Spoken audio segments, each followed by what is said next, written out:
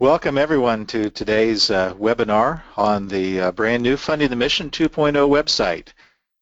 And we're glad that so many of you have opted to attend with us here today. We have several hundred on the line here right now. And we're going to explore this new website, which just launched yesterday. And we're going to look at a few of the characteristics that it has.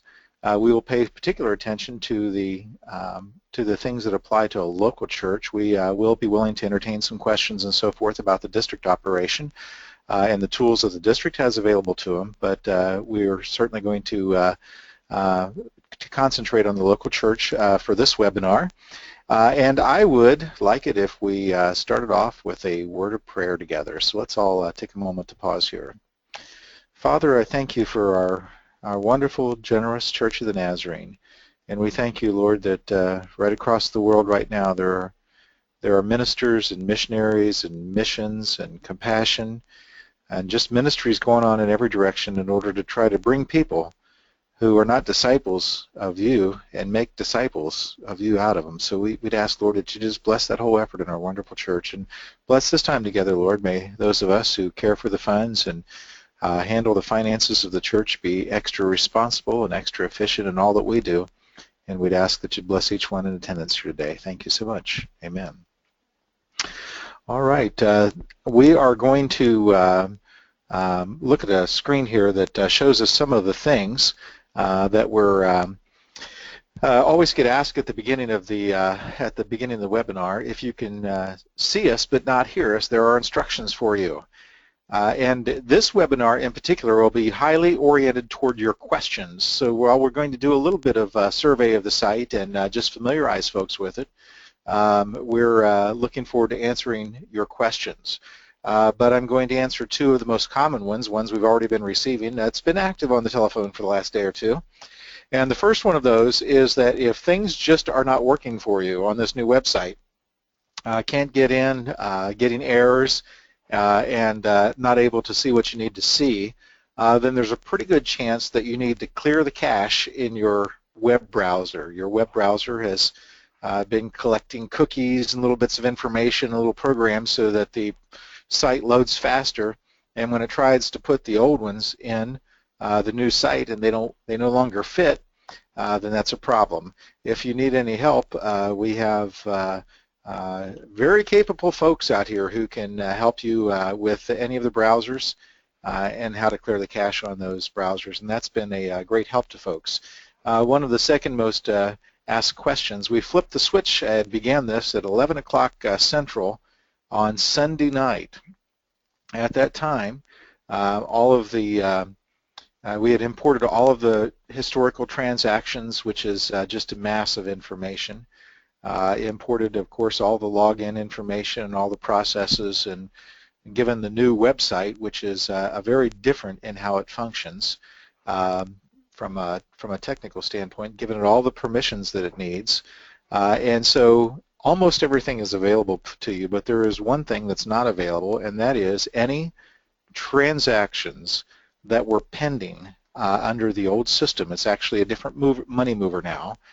So if you had a pending transaction that you could see before the switch on Sunday night, that pending transaction is still there. It's going to go through, and you'll see it when it actually is posted.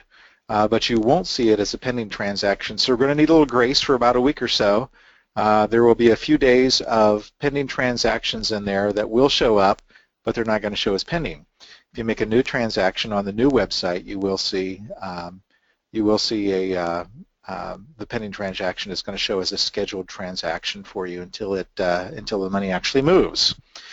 And so we've asked the question a few times, why did we do this? Well, some of you are probably already aware that the old website didn't work well with the new browsers as they were coming along. And I think I'll talk to my staff over here, Lane. Are you guys about ready to pass off the information to me, or is there another slide we need to work with? We're ready for you to take over, I think. All right, I just clicked the button, so let's have a little look and see what you're seeing.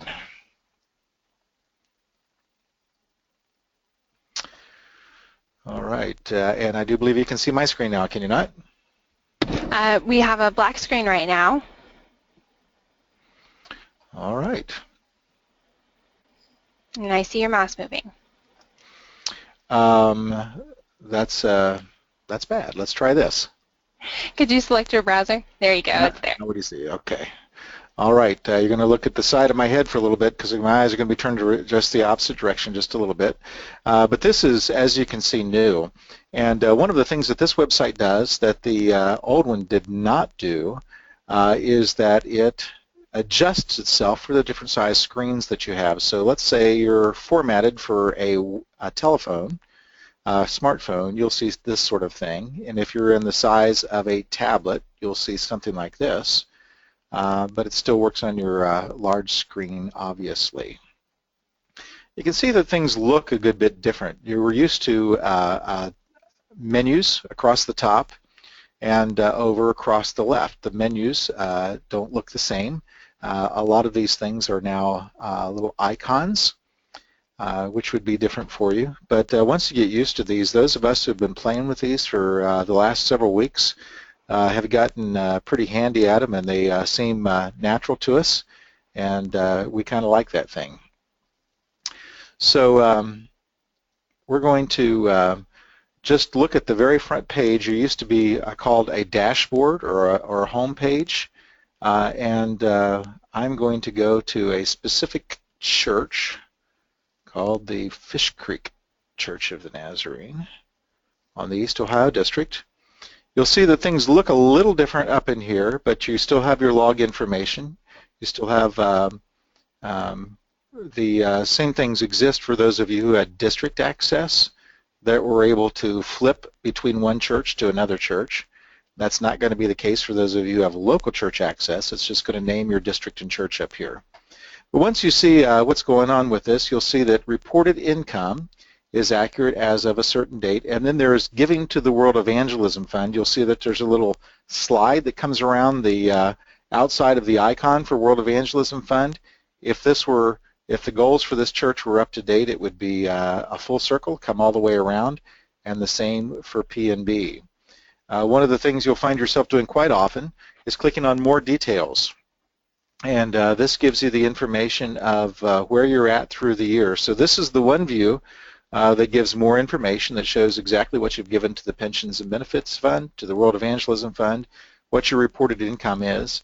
And if your district is participating, which districts don't have to, but if districts and or schools, as they kind of trickle in, I think we have 15 districts that are already up and running for district goals. But this new website has a feature that was not available on the other one. And the old website, there's 4 allocations, right? The old one would show you your WEF goal and how your progress is, your P&B goal and how your progress is. It would show you your educational goal and your district goal in most cases. This new website, if a district and or college is participating, will also show you the progress on all 4 of them, and they have the option to set up an online giving portal right in the system here. So from the same place that you're transferring money to the general treasurer and to the general treasurer for the P&B and World Evangelism Fund and Mission Specials, from that very same place you would be able to give from there. So let's take a little tour across the top here. The dashboard or your home page is the little house. You've been used to reporting income. It looks a little different, but the little pencil mark is the report income side of this. And while you still have the option to add year-to-date to your income or to establish a brand new year-to-date total, it looks a little different because they are now radio buttons rather than a drop-down menu. And you'll see that you have your transaction history as well. Contributions is where you can look at the actual history of what's happening there and who is and what your check numbers are. So what you were able to do before by searching and giving whittling things down with a search, you're now doing that with a little tool over here on the right called a filter. So you have the ability to pull in extra details on any of the transactions. You'll see here there's a check for the World Evangelism Fund, and there are some details there. You may filter that out. And also you'll see these icons, the little red and the little green one. The green X on the right is an Excel icon where you can export things, and the little red funny looking icon is one that will give you a PDF of the information that you're looking at. Point-to-point requests is the icon that goes left and right, and this looks and works very much like it used to, where you would create a new point-to-point request and submit it. Bank accounts is brand new for you. This is one you haven't seen before. By far the most common request that we've had on the old Funding the Mission site is, could you please remember my routing number and my bank account number so that we don't have to type that in every time. And you'll see here that I'm logged in as myself, and I do have a bank account set up. And you can remove it, you can edit it, you can change the bank account number if that tends to happen. But I want to go in particular with these instructions right down here on the lower right. Because anybody can have access to funding the mission that your district gives access to in the local church, but not everybody in the local church is an authorized signature on a checking account. So unless we were a signature at the bank on the checking account, we wouldn't walk into the church office and pick up a check and write it and sign it. We would know not to do that, but somehow when it comes to online, the transaction is so easy. It feels like it ought to be an easy thing to do. Just click on there and type the number in and make it go. But the first box you'll be checking as a user indicates that you are authorized to write checks. You're signing an electronic check, and only people who are authorized by the church should do that. In most cases, that would not be the pastor. It would be the treasurer, and perhaps an accountant or somebody that can write checks for the church. So once you put a bank account in, we're going to default with a check mark in the second one. This account is only visible to me. Other users of this church or district will not see this account. That's the way we have it defaulted. So I'm Mark Lale. I've set up this bank account. I'm the only one that can use this bank account. Nobody else, even at the same church that I've used this on, can do the same thing. However, if I remove that check mark, then other users on that local church, and in fact the district, can see that bank account number and could make a transaction for it. They shouldn't if they're not a signature, but they could do that. So that's an option you have. We're going to remember it for you either way. And then when you actually get to the part where you're making a contribution, you'll choose a checking account or a savings account.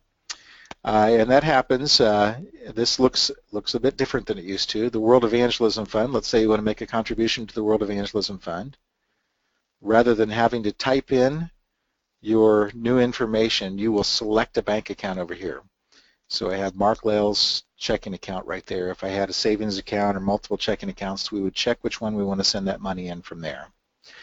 Other than that, it works pretty much the same, but we're happy to be able to provide you one of these highly requested things that has come. Now on this district, you'll see that there are instructions, as there were on the old website, on what to do with your education money and what to do with your district money. Districts have options. They certainly don't have to do any of this, but if they want to, they can put in there the information on where you send your money. And then when that check comes in, they'll have the option. They can place that information in on your Funding Their Mission record if they want to. The other option that they have is that if they want to establish a relationship with the same vendor that built this website for us and is now moving this money into the General Treasurer's account, it's a company called Stewardship Technology. If they want to establish a relationship with that company, they can do that, and then rather than saying district mailing address, you'll have a way to contribute electronically just the same. And as you can see, there's a mail form available if you'd like to prefer to mail into the General Treasurer. And then batch check entry is only for districts. You'll only see that for districts. That's where they get to put in the information that they have been receiving checks from your churches. The little little calculator on the right is the planning calculator. It works pretty much the same, and I would remind you all this is just a place to play. We build a nice place for you to play so that you can prepare for next year, plan, guess anything you want. If you think somebody's going to give you $1 million for your building, you can put $1 million in there and see what that does for allocations and how that's going to affect your allocations. So that's just a short overview. For those of you in the district, I might just point out that you can pop over here and choose from among district goals. This is how you would do your users, and actually I think the local church has this too, don't they, Lane? They would have this as well, so maybe we better spend a little bit of time on that. You're not going to see as many things as we see for the district here, but you are going to see your goals and have the option to look at your statements, your monthly statements, and the option to opt out of paper statements, which we encourage you to do. I believe the frequently asked questions will show up for the local church as well. All right, so as we promised, this is going to be predominantly question-oriented. So Lane, you have been accumulating some questions for us. Yeah, and I just want to let everybody know, go ahead and feel free to type your questions in as we're talking. We're going to be answering questions throughout this webinar, so we would love to receive them now. One question that someone had was they noticed that they were always asked to sign into the Funding the Mission site, even if they had just come from the NASID site. Is that something that's always going to be the case? Will they'll always be asked to sign in on the Funding the Mission site? That's a great question, Lane. What's the answer? Yeah, the answer is yes. So part of the update to the site, some of the benefits of it, you can simply just go to fundingthemission.org and sign in right from there. There's no need to go to the NASID site first. So, sorry, I gave you a hard one to start out with. You did, but I think I'm correct that the timer is now longer before one is kicked off on activity. Is that right? Yeah, it gives you a little more time. So I think the timer was about 15 minutes, and we did hear that fairly often that right in the middle of a transaction, you think you've touched it in 15 minutes, but it would log you off. You do have a little more time before you get booted out and have to log in again. Mm-hmm. Okay. I have someone else who's asking if they will still receive, once a contribution is made, an email confirming that contribution. That's another great question. What's the answer to that? Yes, with the receipt, yes, there will be an email that will come to you as soon as your confirmation is put in with the receipt with all the details that you can use of all the areas you gave to. Someone else asked if is there still a planning calculator that will give you the amount due for your monthly contribution based on the income you entered. There is, and that is what we have up right now. It doesn't say planning calculator unless you hold your mouse over the little calculator looking icon and hold it still, then it will say planning calculator in most browsers. But that works pretty much the same way. You can see it's formatted just a little different, but if you were used to the old one, you should be able to use this one. And that's one of the things that we have learned from people, those of you who have been giving comments, is that if you knew how to use the old one, this one's not too bad. You can slide right through it, and everything is intuitive and works well. And that was really our goal. Our goal all along is not to have a difficult website. We don't want you to get lost in it, get buried in it, not be able to get out. So we don't want to take anybody more than 3 clicks deep and make an easy escape route to get back home and that sort of thing. Lane, on the previous question, when it came to the email that comes once you've remitted some money from your local church, we might want to mention on there that one of the bugs that is going to be fixed is that when you're typing your information in for a new contribution, you can see the breakdown on it, and then it turns into a pending transaction. At the moment, you probably can't see that breakdown. You can just see the total, but then you'll see it again once the transaction clears, and we've asked our builders to change that for us and make sure that you can see the detail on the pending transaction as well. That's kind of a little thing, but that could very well come up. And then with the planning calculator, I think one of the questions was, should people be using this screen to see what they should send in for their goal? You know, we have put this website out for the benefit of the local church. There's very little that actually happens that benefits us. It's a neat portal for the church to transfer their money in. and so it's very useful to us for that. We collect point-to-point information, but as far as your income goes, reporting income is totally voluntary. It's up to you. It's not voluntary when it comes to the annual pastor's report. It's voluntary at this point now. And so we want you to use it in whatever way works for you. And what we know is that it works different for different people. Some people like to put their income in, come right back to this home page, and take a look at where they're at for the year. Click on more details and see where they're at for the year. So I can look very clearly on this more details page and see that the church that we're using for an example, which is needs to send in money for pensions and benefits, is at 0%, and we have a very easy answer for them, and that is that their goal is $4,917.56. If they send that in, they'll be caught up on their pensions and benefits fund. One of the tricky things about that is that folks often gave to the pensions fund and then sent some more money in for the World Evangelism Fund, which actually reduced their pension goal. So we have given you an additional line down here this time, which says if the WEF goal is met, you see that they haven't quite achieved their WEF goal. They're about $6,000 away from that. So we've given you the answer twice really here. One is that if you want to just catch up your pensions and benefits right now, it's going to take $4,917. If you are planning to actually achieve your World Evangelism Fund goal, and you do achieve it, then your pension goal was going to go down to $4,781. So we tried to make that simple and clear. You'll see that the same numbers exist down there for your WEF goal, and they would actually change over here as well. Your district goal goes down the more you give to the World Evangelism Fund.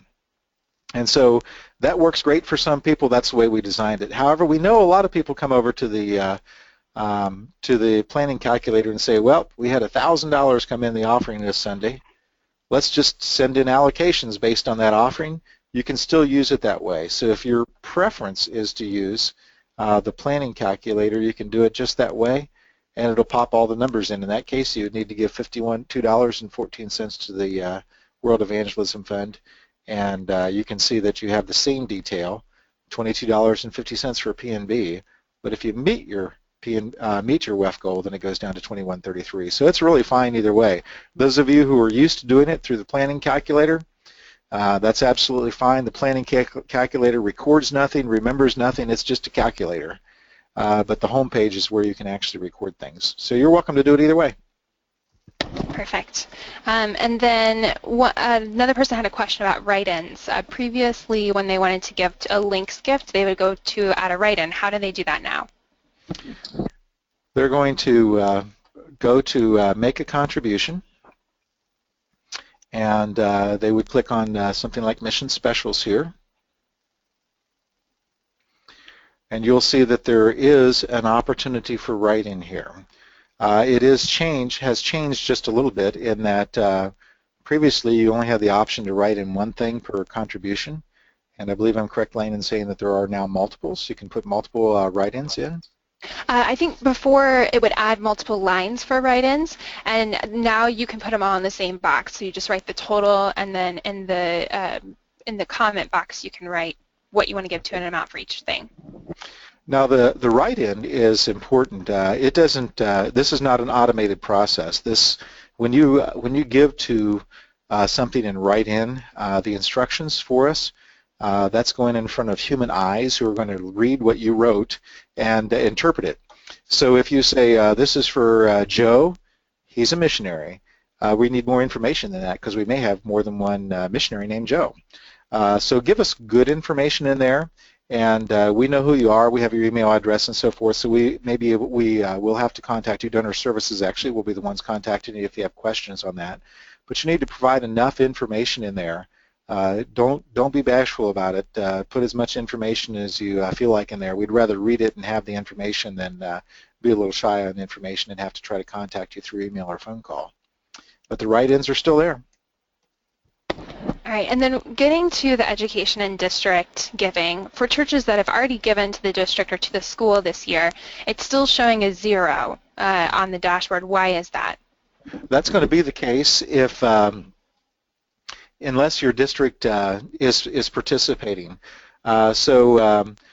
This is the deal. We don't want to create any work for districts. We don't want to create any work for the colleges. But many of the churches have asked, could we see how our progress is on these goals?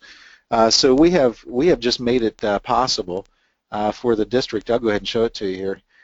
For the district to, that's not the right page, is it, Lane? It would be over here. Which part are you looking for? Batch entry. Oh, that's on the giving page. Okay. All right. Yeah, we're all still learning this website. But here's the deal. Your district has the option. Let's say you've been sending money into the to your district via check or via electronic, whatever's happening here. They have the option to choose to put it in, and this is how they would be putting it in. They would choose the church. Let's just go ahead and choose Fish Creek. And they would say, from this church, we got check number 101. And it came in on a certain date. You can see the process here. And they're going to assign it to the assembly year and what it was for. So it was for the District United Ministries Fund, or was it for, in some of the cases on this region, the districts collect the money from Mount Vernon Nazarene University. It would go on there. They can write themselves a memo and an amount. Then they put this in for church after church, and when they hit submit, that goes on your record. Then you'll be able to see it. So we know that there will be a question, hey, I gave to the district and there's nothing showing up there. But unless your district decides that they want to put the information in, they can. Or if the district is using the funds or taking the funds electronically, they will automatically pop in. So if the district begins collecting funds through stewardship technology, then it'll automatically pop in. But if the district is not doing that, I'm sure they're sending you emails with how your progress is. Basically, it'll be just the way it was before the option was available for them to put it in if they don't opt to put it in. But if they opt to put it in, then you'll see it there as well. So right now, all of those would be showing a 0 because we haven't had any transactions come in through the site for districts, correct? Unless it's happened in the last 48 hours. Yeah. And there may be some districts that have played with it and already put some in. I have not discovered one yet myself. Okay, perfect. So I have someone who's asking, they logged into the Funding the Mission site and they're showing that the payments they made on January 2nd are still showing up as amounts are not showing up as coming through yet. Can you reiterate what's happening with those transactions one more time? It's still showing as pending? Is that the question, Lane? It's not showing up. Transactions made. All right, so this is the one we started off with, the pending transaction. Yes. What happens when donor services in the General Treasurer's Office does an outstanding job of staying on top of the transactions? Things move through very, very rapidly. The one time a year that it tends to get slowed down some is at Christmas time when the offices are closed for a while, so they are a couple days out now where they usually are only hours out in their recording of things. But there would be some transactions that were pending. Those probably happened around 20, what would have been, do we know the actual day, Lane, 30th, 31st? The ones that are still pending right now, as of tomorrow, all the ones through the 4th of January will be showing up, so any 5th through 11th. Okay. All right, so the 5th through the 11th, if you have transactions that happened then, on the old website you saw them as pending. They're still there, you just can't see them. You're going to see them once they are posted. So those are in hold and waiting on posting, and we're sorry for that inconvenience, but we are also happy that it's only going to exist at the beginning of January in 2016 and never again, because that's just the nature of the transition that caused that to happen. All right, we have someone who mentioned that in a previous transaction with the old site, they submitted a wrong account number and they didn't know until the money didn't ever come out of their bank account and didn't show up on Funding the Mission anymore. So is this new system going to let them know that that's happening, or will that be any different?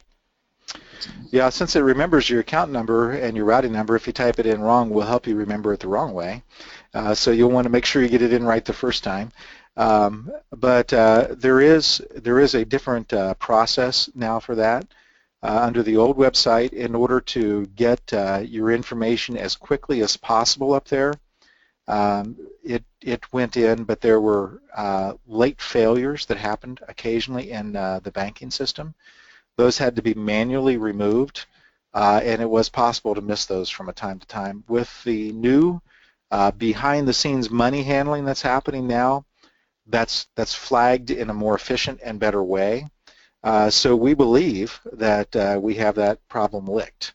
But we have had no practice at it yet, so we'll know for sure. But that was certainly one of the goals that we wanted to have happen, is that when the money didn't actually go through from the bank, it obviously came out of the accounting records, but it never got moved over to Funding the Mission. We think we have vastly improved that whole system. And there will be an email going out if your transaction does not go through that will alert you of that. Yes. Sorry, did you already mention that? I apologize. No, but that's a great thing to mention. Okay, so I have someone else who said that they currently send their funds for pensions and benefits and education to their district.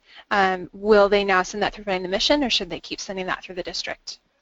You know, our preference is that they come directly here, but I always encourage folks to follow their district's leadership, because you know, they're there. You need to do what your district says. It's our preference that it comes here, but if your district sends it in, they are likely telling us, they're going to have to tell us which church it came from. So it's going to go on your Funding the Mission eventually. Some of the disadvantages is the time there. It's going to go to your district. It's going to get deposited in the district bank account. The district's going to hand it over to us. So it does delay things a little bit. We don't get the money quite as quick. We cannot receive it electronically that way. We can only receive it from your district in a paper check, which is not our preference. So there's some things we really don't want it to happen that way, but there's 4 or 5 districts that do it that way, and we certainly cooperate with it. One of the disadvantages is that if you're looking at your Funding the Mission record of giving, and you see that there's an error, let's say something got posted to funding or to pensions and benefits instead of the World Evangelism Fund, when you double click on the transaction, rather than seeing your check number and your posting date and all those things, you're going to see the district's check number and the district's posting information. So rather than us being able to handle that with you, we have to involve the district. In order to get that corrected, it's us, the district, and you all, rather than just us in the local church. All right, I have someone who is asking, a district person who is asking, how do you put in a district goal? Is that something that we would be able to go over briefly? Yeah, that's fairly similar to what it used to be, but if you go over to the right, if you're logged in as a district user, pull in the slide from the right and go to support allocations. You'll see that we're on the East Ohio District and they have one set up. You can change information about the ones that are set up, or you can add new ones right there. And I believe we'll see the kind of data that it is. It's 5.5%. You can edit the title of it. In this case, it's called the United District Ministry Fund. The percentage is 5.5%. It won't do anything other than calculate a percentage the way we're calculating the World Evangelism Fund and the Pension Fund. Some districts do their district budget, which is their option, entirely different. They may base it on previous year's expenses or previous year's income or whatever, or they may just choose an entirely different method to allocate to the district. This only works if they're using a percentage of the income the same way that we're using the percentage of income. They get to choose something different for different years, so they're setting up the year each time, and they can update, change, and add from right there. I think that's fairly enough similar to the old system that you should have no problem with that. I have someone else asking, where is the recognition box? So you used to be able to see where, Mission Special Church, World Evangelism Church, where'd that go? Okay, if you're on your home page and you click More Details, you'll see that there's a little chunk over on the right, and the current level of recognition is none. It might also say World Evangelism Fund Church. It's telling you that's the next one. So once you get all of your allocations met, this would your current level of recognition, rather than saying none, would say World Evangelism Fund Church. If your World Evangelism Fund were as high as 5.7% of your income, then it would say World Evangelism Church of Excellence. And then it's telling you how many missions dollars are needed to reach that goal, and to reach 10%. So this is the this is where it's at. We have new, since I'm seeing it here, we have new little ad boxes where we're putting missional stories and links to Engage magazine articles and occasionally a video, and that's where we put current stuff. So on more of the pages you'll see a little advertisement looking kind of a thing like you're seeing there about the refugees and their children. Those take you off Funding the Mission website. That's probably an Engage magazine article, I would be my guess. And if you clicked it, you will go off. Or open a new tab. It does one of those two things. Okay, so I had a couple of, one correction and a couple of things that people wrote in about, just wanted to clarify. We are currently posted through the 5th, so you should see through the January 5th tomorrow on the Funding the Mission site. All of that will be updated after 10 o'clock, I believe, in the morning. Someone else wanted to note that with the planning calculator, you just have to be careful about the mission specialty numbers you put in. Sometimes that can tweak the numbers in a way you don't intend for it to be. And Mark, you might be able to expand on that. But the dashboard will automatically know what to do with all those mission special numbers. But they just wanted to point that out. I can let you talk about that for a minute. Yeah, you know, the giving plan, as approved by the General Church, by the General Board of the Church of the Nazarene Incorporated, is that every local church in the world takes their income, subtracts from it what they've given to mission specials in the World Evangelism Fund, and their goals are percentages of that amount, which is very simple and easy. It's just not all that easy to calculate, because the more you give to the World Evangelism Fund, the more everything changes there. And so this is the place where you, on the planning calculator, you can put in your $10,000 worth of giving and hit your goals. And you'll see that means that in order to be a World Evangelism Fund church, you need to give $521.33. That doesn't take into account mission specials. If you did if you sent some money to the Alabaster, and let's say that was $500, you need to type that in right there. Hit recalculate, and now you'll see that all the goals have changed, because the more you give to Alabaster, because it's a mission special, it reduces your income, and that actually comes down and changes each one of them. So yes, you do want to be careful with that. And I believe, Lane, that we are not pulling in the details from their homepage on this anymore. You're going to start with zeros all the time. Correct. So that helps to kind of eliminate that issue. Hopefully then you won't find a problem with your basic goals. The one thing that can happen is if you don't have all the mission specials from others in that box, then you may see the mission special goal show up a little differently. Yeah, so we noticed ourselves in the office here, and noticed that people out in the world, when they go to the planning calculator, we were putting all the numbers in that were current for your church, and everybody goes through and erases them all and makes zeros out of them so they can start fresh. So we just put zeros in this time so you can start fresh anywhere you are in the planning calculator. Since we mentioned in that last question the dollars given from others, that still shows up, I believe, Lane, on the more details page. Yeah, it's right there, the $305. So here's what's happening. This church has raised $224,000 so far this year, and they've given some mission specials, and we're telling you the amount that is given by others, and this tends to be one of the things that people worry about. We wanted to put it on there because we want you to know that information, but we don't want you to worry about that information, so we kind of made it a little smaller font, a little bit grayed out font and everything.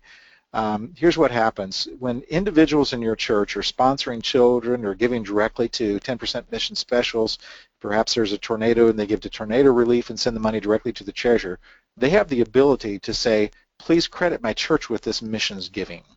And especially early on in Funding the Mission, that used to scare churches. Oh no, our budgets are going to go up because somebody gave to a missions project through us. That never happens. It never changes at all.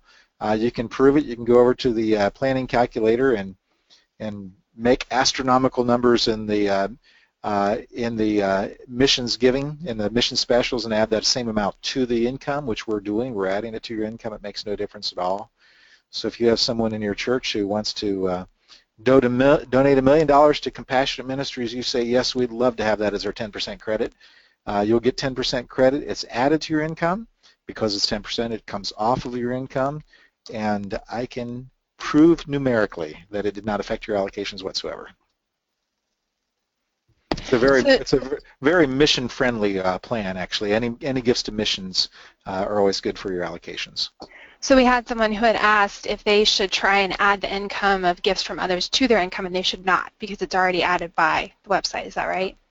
Okay. Yeah, that'll hurt you. You'll actually raise your allocations if you do that. So only do that if you're really generous and want to give more. Okay, we had someone who had a question more about the World Evangelism Fund. So under the World Evangelism Fund giving on the contribution page, there are several different campaigns, one of them being the Thanksgiving offering. Is the Thanksgiving offering the same thing as World Evangelism Fund? And if so, how does that affect the goals? Yeah, the World Evangelism Fund is the fund that anything you give to us that says Easter offering, if you put it in under Faith Promise, if you put it under Thanksgiving offering or World Evangelism Fund, those are all going into the World Evangelism Fund. But it does kind of help us to know who's collecting money for Thanksgiving, who's collecting money for Easter, and who is turning it in for Faith Promise.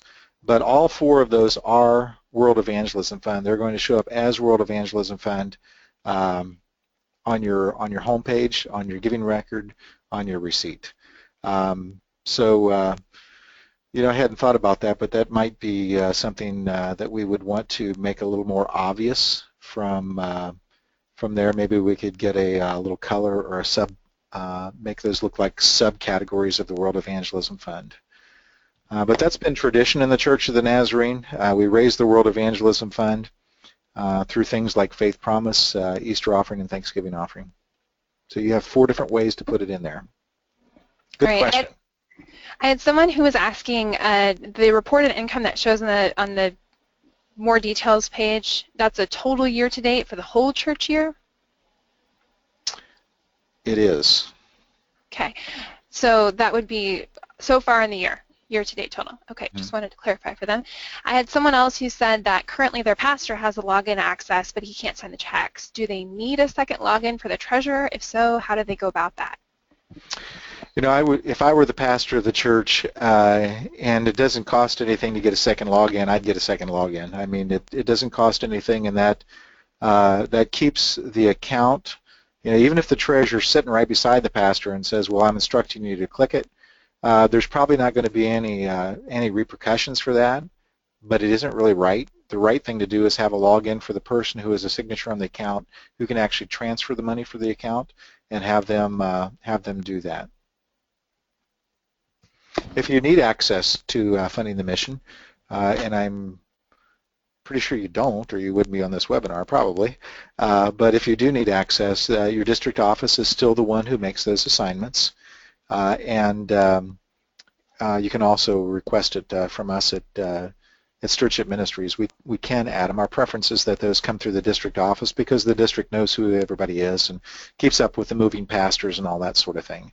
That process will happen in a similar fashion, where you look up a user and where you add somebody by inviting them to have a Nazarene account, but it's going to happen a little slower.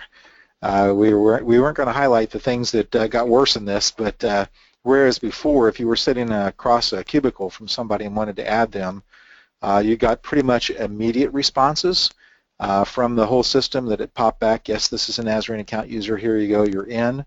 There is going to be a little bit more of a lag time there because a human being here for the short term is going to be handling one step in that process.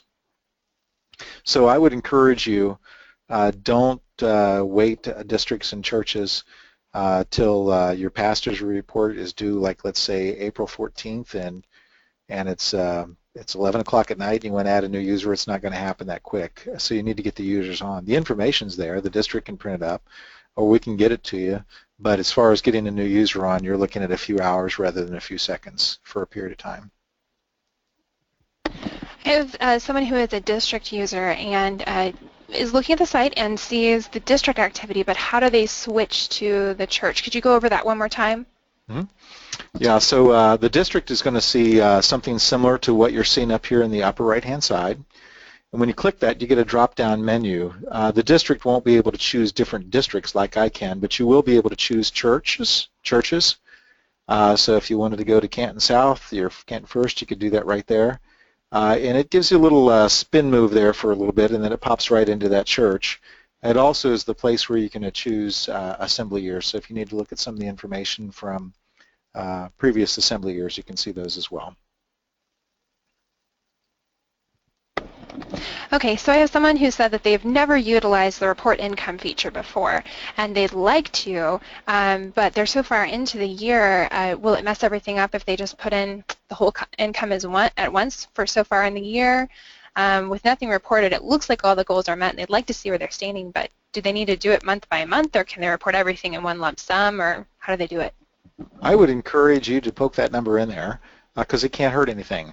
You'll see down here that let's go back to the Fish Creek Church here because I think we've been playing with this church and we're probably, unless that was all testing environment, going to see several things there. And there it is. Nope, it's all we're going to see one person. Okay, so this is the one we played with in the test site, but apparently none of those things came in. Let me encourage you. You can't break this thing. Type a number in, reporting your income. If you type the wrong number in, then you just go back in and type the right number in. It is going to give you a little history of what's been done. So you have the option of typing in add to your total or year-to-date income. So right now you're 6 months into your year, you've raised $100,000. You can just go in there and type in $100,000 and put it in, and it'll change everything. Then if you want to, on a weekly basis or a monthly basis, you can add the week's income or the month's income, or anytime you want to, you can just go in and type in a year-to-date income. It is going to give you the history of what happened. But just to really have some fun, go in there and pretend you got $1 million in last Sunday and type $1 million in as year-to-date income. It's not going to hurt anything. It's not going to break anything. It's probably going to show you that you're way behind in your goals. But you can go in and put a new year-to-date income in right after that, which is the correct number. And no risk here. It's just easy, and don't fear it. So I had someone asking if a couple questions about the World Evangelism Fund again. The first one is if most of their World Evangelism Fund giving comes through Faith Promise, is it still an option to put it in as Faith Promise? And then the second one is, why do we have all these different designations for World Evangelism Fund? Why isn't there just one account? It's really probably more for our benefit than it is for the local church because it's going into the World Evangelism Fund, whichever one you put it in. Stewardship Ministries provides resources for Thanksgiving and offering, Easter offering. If you haven't been there for a while, go to Nazarene.org/generosity. And look, several of the most recent campaign materials on there. Many of them are transferable. If you really like the Easter of 2015 materials, they're available. You can go look at that sort of thing. We're putting out materials on how to promote the World Evangelism Fund, and we can see what has come in for the World Evangelism Fund. But unless you tell us it's Thanksgiving or Easter offering on the way in, we're not going to know. And so it just helps us to know how our church is raising this money. Are they utilizing the Thanksgiving offering, or are they utilizing Faith Promise more often? And that's not a very exact science, but when you spread this out over 4,800 churches and how churches tend to behave overall with a large group, we can get a sense for how many people are utilizing the materials. So with this site and the update and all of the capabilities, we have someone asking, is it still necessary to use something like the Nazarene Treasurer System or any other thing? Won't this site give us what we need for the most part? Well, we've designed the site to provide you with information, and that information is how am I doing on my allocations? Am I on track, or am I behind for the year or ahead for the year? So that's what its usefulness is. It's certainly not going to replace your accounting software. If you're using the Nazarene Treasury System, because you like it as an accounting software, you're still going to need to do that. You can't print checks from here, for your local expenses, and you can't. You're not going to be able to categorize your expenses or get an income statement or a balance sheet off of this. So the Nazarene Treasury System is doing all that for you. It just happens to be a software choice that specializes in keeping track of your transactions. So it is like QuickBooks or Church Windows or ACS or any of the software out there that is church accounting software. So you are going to need some church accounting software if you're going to keep track of things on a computer. Either that or you're going to need some green tablets and a pencil with 2 columns on the right for debits and credits, which is still very possible. It's just very few people do it that way anymore. So this is not going to replace your accounting system.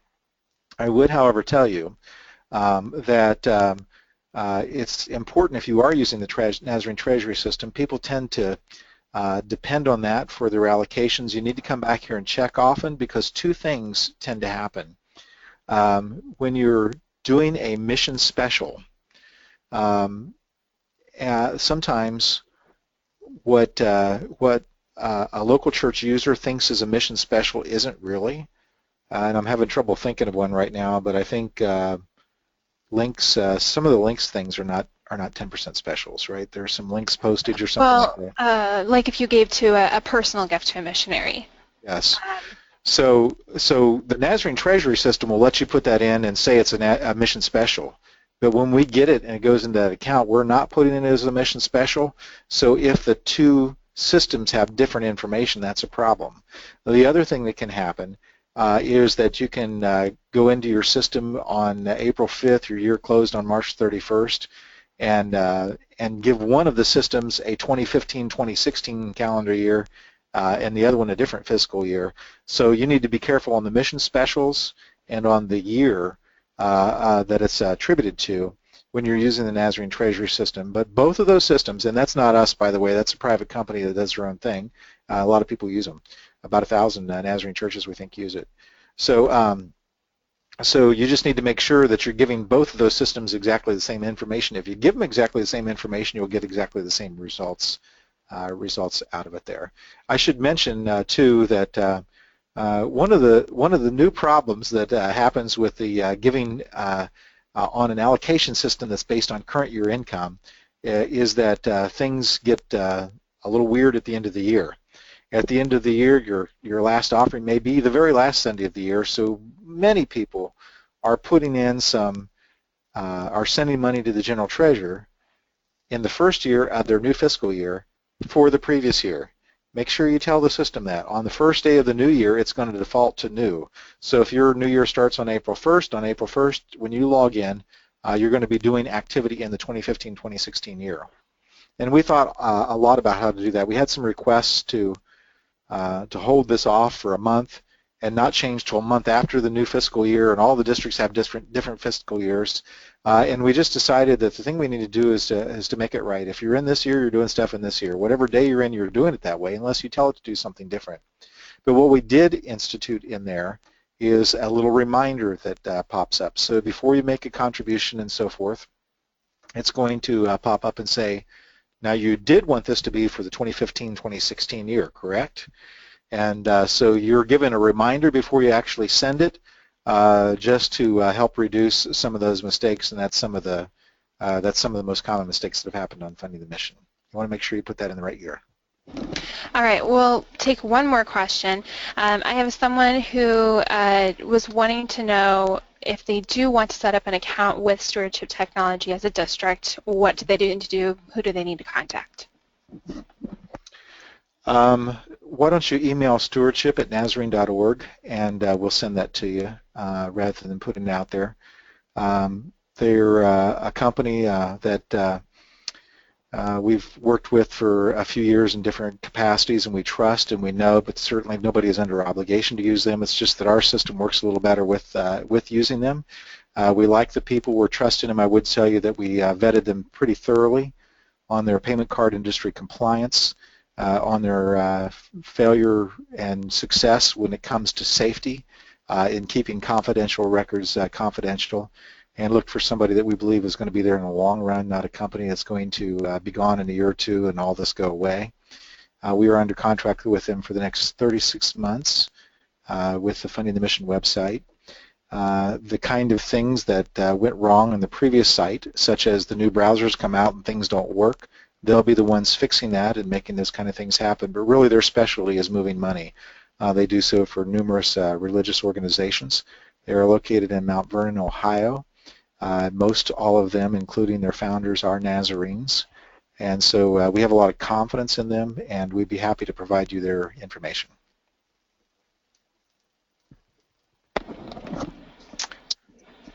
Okay. When you said one last question, were you serious? I thought you were going to take a little more time, but you were great.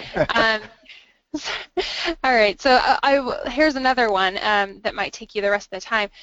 We have a question about money for income. What's considered income? How can they get more information about that? All right. You can look at the PDFs that we have. We have resources on Funding the Mission outside of the actual calculator there. Are those under the FAQs, Lane? Yes, I believe they are. But if they have any trouble finding them, they can always send an email through that support section of the sidebar, or just email us themselves at stewardship@nazarene.org. All right. So I've just popped over here, there's one of these on church income.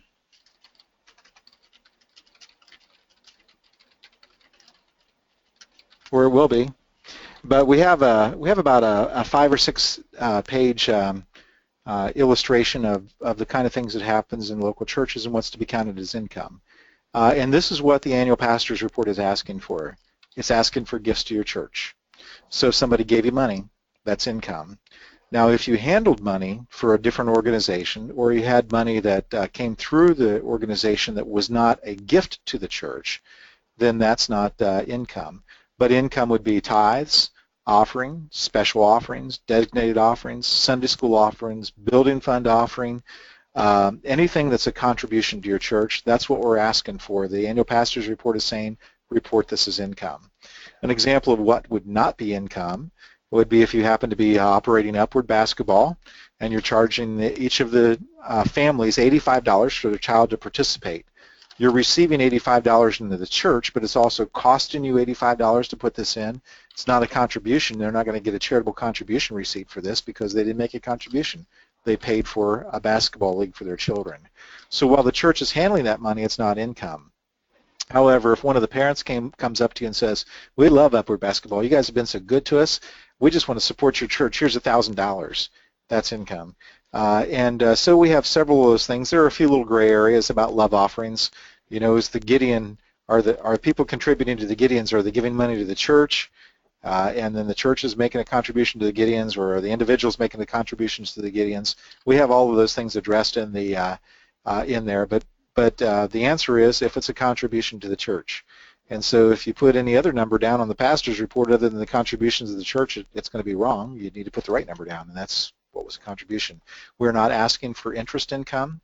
We're not asking that rental income be recorded on there or investment income of any kind. It's just your contributions. There are a couple of little exclusions to that. Technically, if somebody gives some money to a foundation and the foundation money is transferred into the church, then there really wasn't a donor. The donation was to the foundation and it was a transfer. We're asking you to include that because it came to the church as an organization. As a contribution through a different organization, that is income. And then the other one that would be odd there is that if somebody gives you something that's non-cash, let's say somebody wants to donate a push mower to the church, and they say, hey, I was down at the hardware store, got a push mower, here it is. It's the church's from now on. We don't want to burden the church with paperwork, so we're asking that non-cash contributions be included in your income only, and that they exceed $5,000. So if somebody gives you a piece of real estate or buys you a new church van or something like that, if it's worth more than $5,000, we expect that to be reported as church income, which would then calculate into the allocations. But perhaps the most common question out there is, what about designated income? If somebody walks up to you and says the church really needs a new stove, here's $1,000, I want the church to buy a stove, you have income. That does actually affect your allocations. And I should mention, our good friend Jimmy pointed out that on the page you were actually on the income page, it says details of income and examples, and I think that those links are actually going to link to some of those There documents. it is. Yeah, Yep. it wasn't over the side after all. We went to the wrong place to look at it. Thank Look you. too hard. Mm-hmm. Yeah, it was right there. So definition of income and examples is right here. Hopefully you get a little better message than that. Server not found. Lane, you want to make a note of that one? We'll make sure that one's updated. Good. And that's one that Lane can fix. We don't even have to go to the technology company for that. All right, it is 3 o'clock. We want to be respectful of your time. I do believe that pastors will be getting lifelong learning credits for their participation in today's webinar. Such a good crowd and all the folks that are here. If you have questions about this, I think, do I need to pass the baton back, or is it coming back to you guys? I believe that we'll show our contact information up here. As the ladies are putting the contact information back up there, just know that we're here to help you. You can call us anytime, email us. We've been able, even through a very busy couple days, to be very responsive in getting back to everybody. And we're happy to answer these kind of questions. We'd also be interested in your evaluation of it. I was joking with the staff yesterday and told them I was having some sentimental moments and lamenting a little bit that the old one's gone, I won't be able to go back, and everything's going to be different, and I don't adjust to change all that well, but I am getting pretty used to this new one and like it. But we're anxious to make it very user-friendly for you, so if you have some ideas, we'd welcome those. We can't promise them, but we'll promise we'll read them and take them into consideration for sure. With that said, let me just say, God bless you. Have a wonderful day. Everybody in the north and east that's got snow right now, stay warm. And I hope you have a marvelous January. God bless you all.